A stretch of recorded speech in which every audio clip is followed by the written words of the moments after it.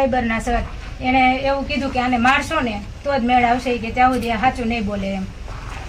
પછી એક અર્પિતાબેન કરીને મારી યારે લેડીઝ હતા, એને મને પગમાં 7 થી 8 વાર પટ્ટા માર્યા અને મારી જોડે બીજા એક પીઆઈ મેડમ કરીને છે એ એમ કહી ગયા હતા કે આને મારશો ત્યાં સુધી મેળ નહીં આવે એમ.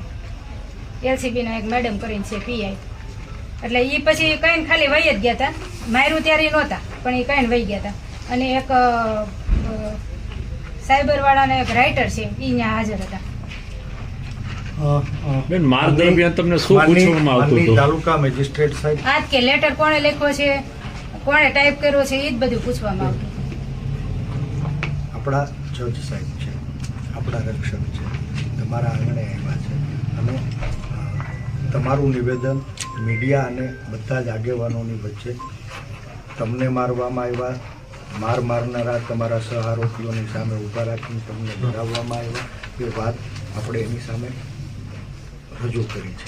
માનની મેજિસ્ટ્રેટ સાહેબ, હું વિનંતી કરું છું ગુજરાતની એક દીકરીને એનો વરઘોડો કાઢવામાં આવે, એને પોલીસ પાટે હોવડાવીને પટ્ટે પીટે, આવા તમામ કાયદાના રક્ષક જ ભક્ષક બનીને કાયદાનો ભંગ કરે તો એના ઉપર કાયદેસર કાર્યવાહી કરવા માટે થઈને આપ જે કાંઈ યોગ્ય નિર્ણય કરવાનો થતો હોય એ કરશો એવી મારી વિનંતી.